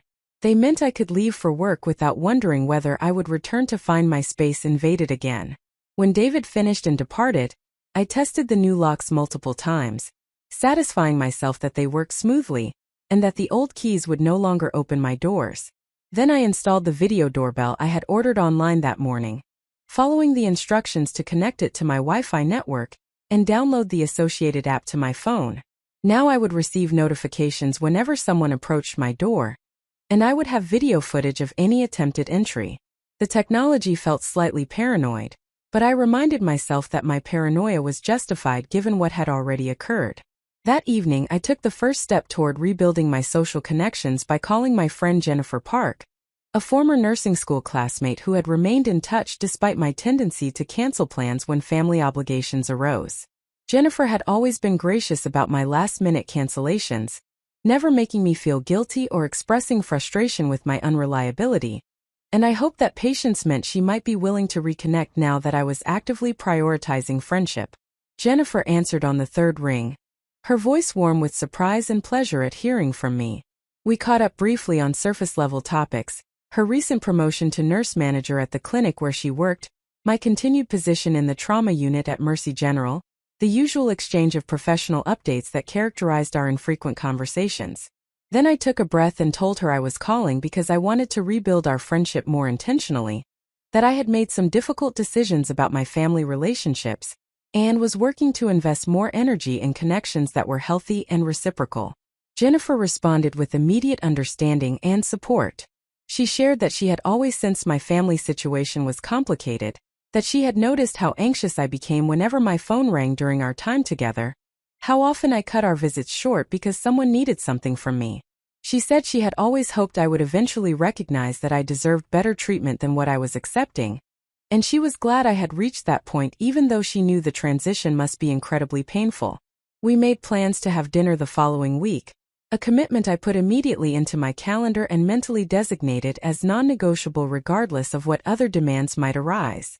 Jennifer mentioned that she had a book club I might enjoy, a group of nurses and other healthcare professionals who met monthly to discuss both literature and the challenges of working in demanding medical environments. She offered to invite me to the next meeting, and I accepted, recognizing that joining an established social group would help accelerate my integration into a support system beyond my immediate work colleagues. After ending the call with Jennifer, I felt a surge of hope about the future I was building. Yes, I had lost my family of origin. Yes, I was facing a difficult transition period filled with grief and uncertainty. But I was also creating space for healthier relationships, for connections based on mutual respect rather than obligation, for a life that reflected my values rather than others' expectations. The path ahead would be challenging, but it would lead somewhere better than where I had been. I spent the remainder of the evening organizing my house, not just cleaning but actively reclaiming the space that had been violated. I rearranged furniture to better suit my preferences rather than the configuration that had existed before Vanessa's attempted move-in. I hung my botanical prints back on the wall where they belonged, taking time to carefully repair the cracked frame and ensure each piece was perfectly level. I went through my belongings room by room, removing anything that carried negative associations with family members, donating items that had been gifts from people who had never really known me well enough to choose appropriate gifts. The physical work of reorganizing my space paralleled the psychological work I was doing to reorganize my life. Each item I moved or removed represented a choice about what I wanted to carry forward into my future and what I wanted to leave behind. I was curating my environment with intention, surrounding myself only with objects that brought genuine pleasure or served practical purposes, eliminating anything that existed solely out of obligation or guilt. By the time I went to bed that night, my house looked noticeably different from how it had appeared just 2 days earlier. It looked more like mine, more cohesive, more intentional. It felt like a sanctuary again rather than a space I merely occupied between obligations. I had taken concrete steps towards securing my boundaries, rebuilding my support system, and creating the infrastructure that would allow me to sustain the difficult choice I had made. The work was far from complete, but I had begun, and that beginning felt powerful and purposeful in ways I had not experienced in years. The fourth morning after Vanessa's attempted invasion arrived with a peculiar mixture of anticipation and dread that I recognized from my work in emergency medicine as the feeling that precedes major interventions. I had spent 3 days planning and preparing, executing the practical steps that would secure my boundaries and establish the infrastructure for my new life. Now the time had come to take the decisive action that would make my separation from my toxic family dynamics complete and irreversible. I woke at dawn despite not being scheduled for a hospital shift, my body responding to the internal alarm that activated whenever significant challenges loomed. I lay in bed for several minutes, reviewing the plan I had formulated and questioning whether I had the courage to follow through with it. The plan was straightforward in concept but daunting in execution. I would draft a comprehensive written statement explaining my decision to establish firm boundaries with my family, articulating clearly why their treatment of me had been unacceptable, and what would need to change for any future relationship to be possible. I would send this statement via email to my parents, Vanessa, and several key extended family members who had inserted themselves into the conflict. Then I would change my phone number and email address, eliminating their ability to contact me except through channels I explicitly created for that purpose. The written statement was necessary for several reasons. First, it would provide a clear, unemotional explanation of my perspective that family members could reference if they were genuinely confused about why I had made this choice. Second, it would prevent the narrative distortion that had already begun, where my reasonable boundary enforcement was being reframed as inexplicable cruelty or mental instability. Third, it would give me closure by allowing me to articulate fully what I had endured and what I needed, even if the recipients were not capable of hearing or accepting that information.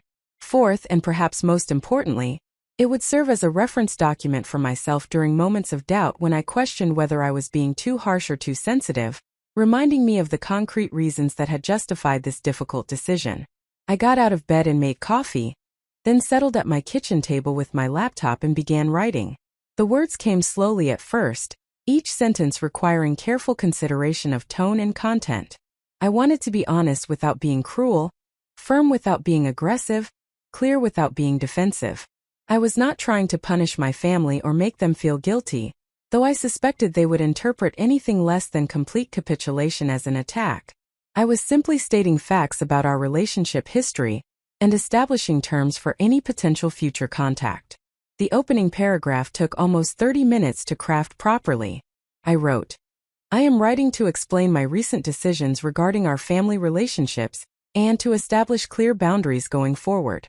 I recognize that my choice to ask Vanessa to leave my home and to decline further family contact has caused confusion and anger. I want to provide context for these decisions and clarity about what would need to change for me to consider rebuilding these relationships in the future." The next section documented the pattern of unequal treatment I had experienced throughout my life. I described specific incidents without dramatizing them, presenting each example as objectively as possible while acknowledging the emotional impact they had produced.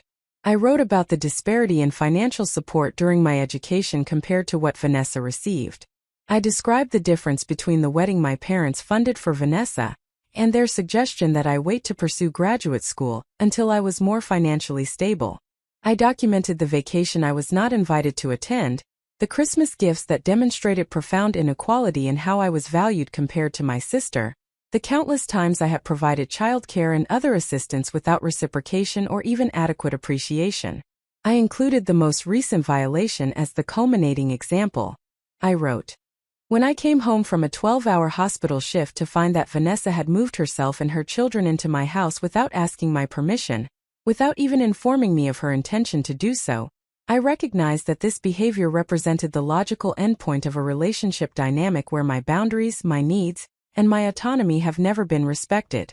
Vanessa's assumption that my home was available for her use, and your subsequent anger when I refused to accept this arrangement, demonstrated that none of you see me as a person with the right to control my own living space and make my own decisions about who I allow into my home." The section took 2 hours to write, and then another hour to revise, cutting unnecessary details and emotional language, while preserving the essential information that explained my position. I wanted anyone reading this statement to understand that I was not acting impulsively or irrationally, but rather responding to a long history of mistreatment that had finally exceeded my capacity to tolerate it. The next section outlined what would need to change for any future relationship to be possible. I was careful to frame these not as ultimatums but as necessary conditions that reflected basic standards for healthy relationships. I wrote, "If you are interested in rebuilding a relationship with me at some point in the future, several fundamental changes would need to occur. First, you would need to acknowledge that your treatment of me has been unfair and has caused genuine harm. This acknowledgement would need to be specific rather than generic, demonstrating that you actually understand what you have done rather than simply offering hollow apologies designed to manipulate me into resuming contact. Second, you would need to demonstrate through sustained action over time that you are capable of treating me with the same respect and consideration you extend to Vanessa. Third, you would need to respect my boundaries without argument or pressure, accepting that I have the right to make decisions about my own life, even when those decisions are not what you would prefer." I included a paragraph acknowledging that these conditions might feel unreasonable to people who did not believe they had done anything wrong. I wrote, "I recognize that you may not agree with my characterization of our relationship history, or my assessment that your treatment of me has been inappropriate. That disagreement is precisely why contact between us cannot continue at this time. I cannot maintain relationships with people who believe that my perspective on my own experiences is invalid, who insist that their intentions matter more than the impact of their actions, who demand that I continue accepting mistreatment because acknowledging that mistreatment would require them to feel uncomfortable emotions like guilt or shame." The final section established the practical boundaries going forward. I explained that I would be changing my phone number and email address, that I would not be attending family gatherings, that I would not be available for childcare or other assistance to Vanessa, that any attempts to contact me through my workplace or to show up at my home would be considered harassment and would result in my pursuing legal remedies including restraining orders if necessary. I provided the address of the storage unit where I had placed Vanessa's belongings and informed her that she had 3 weeks remaining to collect those items before they would be disposed of. I concluded with a paragraph that was perhaps more for my own benefit than for the recipients. I wrote, "I want to be clear that this decision, while painful, is also liberating. I have spent 32 years trying to earn approval and consideration from people who were never going to grant it, sacrificing my own needs and well-being in pursuit of acceptance that was always conditional on my continued compliance with your expectations. I am done with that pursuit. I am choosing myself, my dignity, my peace, and my right to live according to my own values rather than your demands.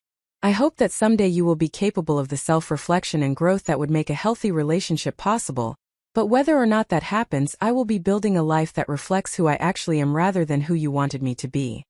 When I finished the statement, it was almost noon. I had been writing for over 4 hours, and the document was 3 pages of single-spaced text. I read through it multiple times, making minor edits to improve clarity and tone.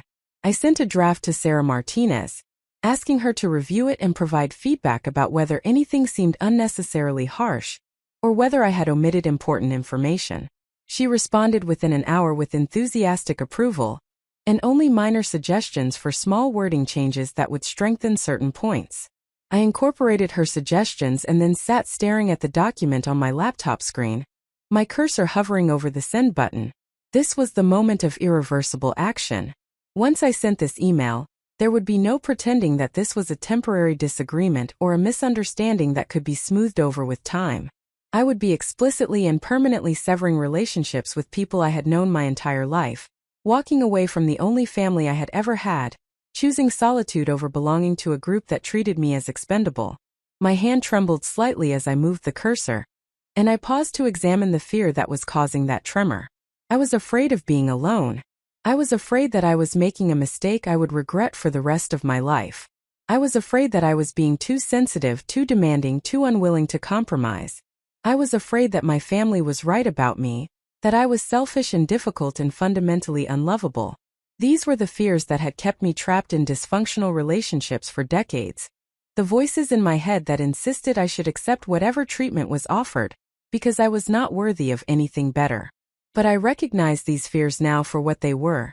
Not accurate assessments of reality, but rather internalized messages from people who had benefited from my belief that I deserved poor treatment. The truth was that I was not being too sensitive. I was finally being appropriately sensitive to genuine mistreatment. I was not demanding too much. I was demanding the bare minimum that any person should expect from relationships: basic respect and reciprocity. I was not selfish. I was finally extending to myself the same consideration I had always extended to others. And I was not unlovable. I was simply unappreciated by people who were incapable of recognizing value when it did not serve their immediate interests. I took a deep breath and clicked send. The email departed my outbox with a quiet whoosh sound that seemed absurdly anticlimactic for such a significant action. I sat motionless for a moment, half expecting something dramatic to occur, some immediate response or consequence that would validate the magnitude of what I had just done. But nothing happened. The house remained quiet. My phone did not ring. The world continued exactly as it had been moments before, indifferent to the personal transformation that had just taken place in my kitchen. I closed my laptop and stood up, suddenly needing to move my body after hours of sitting still.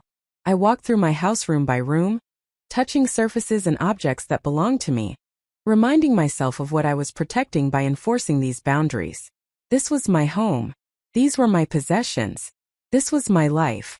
And I had every right to determine who had access to it and under what conditions that access would be granted. I changed into athletic clothes and went for a run through my neighborhood, something I had not done in months because I had been too busy accommodating family demands to prioritize my own physical health. The late autumn air was crisp and cool against my face, and my muscles protested the exertion after such a long period of neglect, but the physical discomfort was welcome. It grounded me in my body and in the present moment, pulling me out of the anxious spiral of what-if thoughts that threatened to consume me if I allowed them space to grow.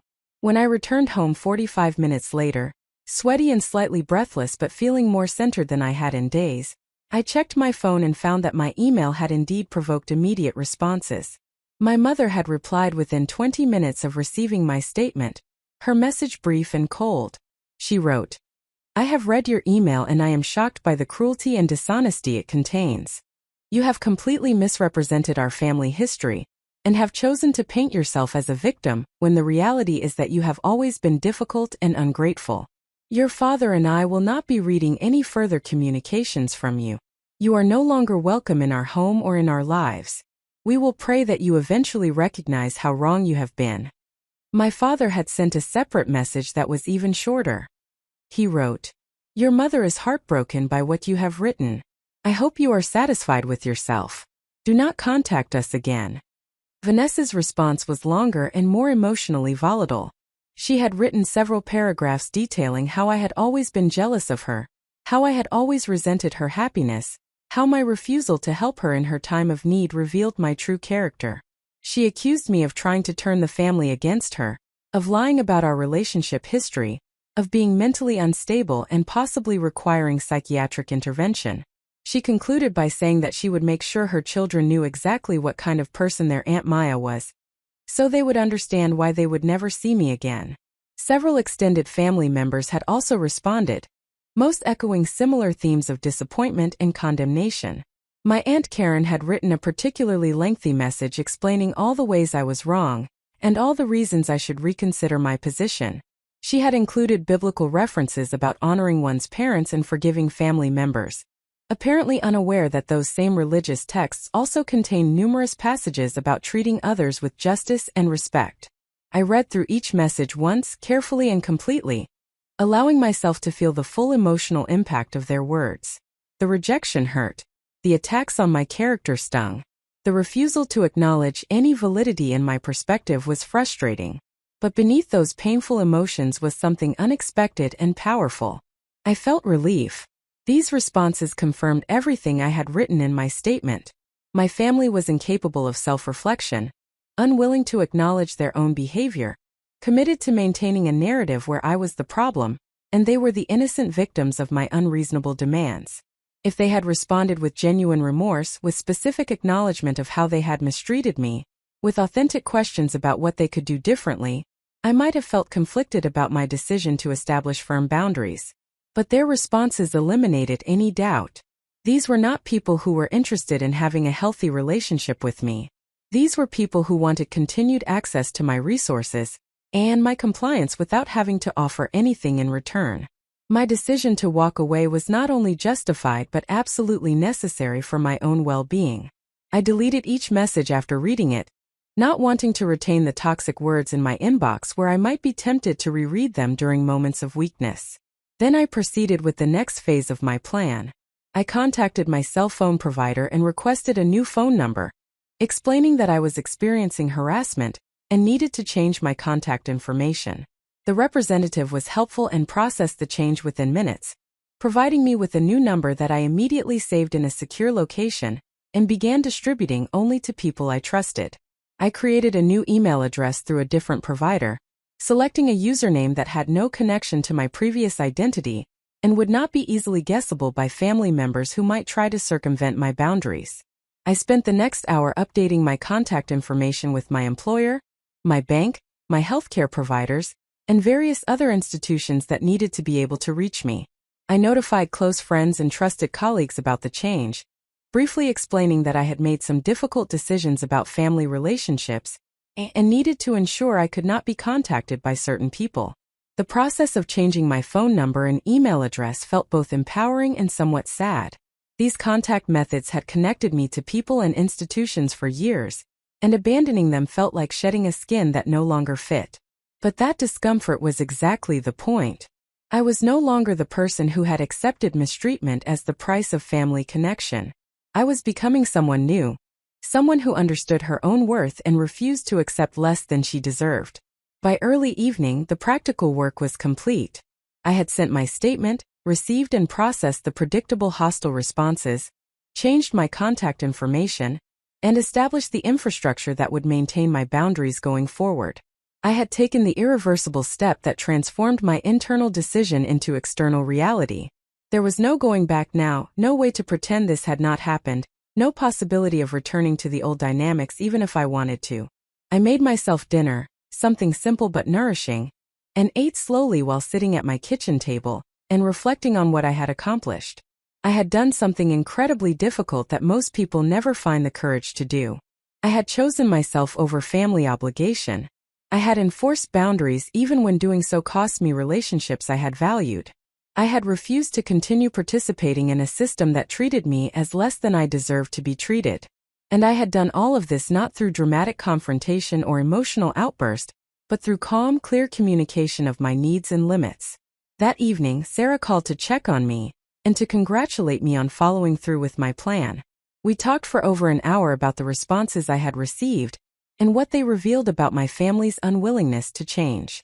Sarah reminded me that their rejection was not evidence of my inadequacy, but rather evidence of their limitations.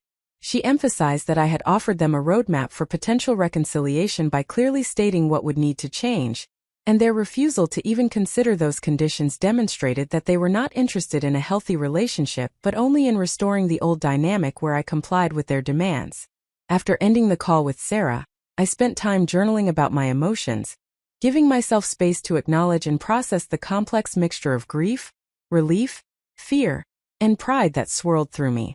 I wrote about feeling orphaned even though my parents were alive, about the strange sensation of being both more alone and more free than I had ever been, about the worry that I had made a terrible mistake mixed with the certainty that I had done exactly what needed to be done. As I prepared for bed that night, I stood at my bedroom window looking out at the quiet street below, the houses of my neighbors glowing with warm light, and I thought about all the families contained in those structures. Some were probably healthy and functional. Others were surely dealing with their own versions of the dysfunction I had escaped. Most were somewhere in between, imperfect but workable, requiring compromise but not requiring complete self-abnegation. I had wanted so desperately to belong to a family that valued me, to have parents who were proud of my accomplishments, to have a sister who was also a friend. I had spent decades trying to transform my actual family into the family I wished I had, believing that sufficient effort on my part would eventually produce the change I sought. But I finally understood that I could not change them.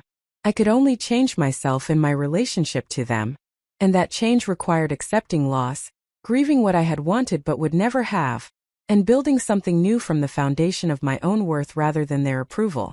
I climbed into bed feeling exhausted but peaceful, the kind of peace that comes from knowing you have done something difficult but necessary, something that aligns your external circumstances with your internal values. I had taken decisive action to protect myself, and to claim my right to a life characterized by dignity and respect. The path ahead would undoubtedly bring challenges I had not yet anticipated, moments of doubt and loneliness and grief. But I would face those challenges as someone who finally understood that she was worthy of better treatment than what she had been accepting, and that understanding would sustain me through whatever difficulties lay ahead. The first full week following my decisive actions unfolded with a disorienting blend of liberation and loss that I had not entirely anticipated despite all my preparation.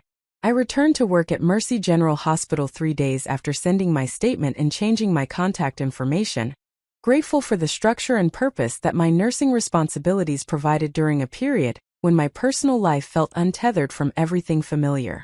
The trauma unit operated with its usual intensity, a constant stream of patients requiring immediate intervention and care that demanded my complete focus and left little room for dwelling on the family relationships I had severed. My colleagues noticed a difference in me almost immediately, though most could not identify precisely what had changed. I moved through my shifts with increased confidence and decreased anxiety, no longer checking my phone compulsively during breaks to see what family emergency might require my attention, or what guilt-inducing message might be waiting. The phone that had once been a source of constant stress now sat quietly in my locker, containing only communications from people who respected my boundaries and valued my well-being. The absence of that persistent low-level dread was itself remarkable. Like finally setting down a heavy bag I had been carrying for so long that I had forgotten what it felt like to walk without that burden. Sarah Martinez pulled me aside during a lull in patient flow on my second day back, and asked directly how I was managing the aftermath of my decision.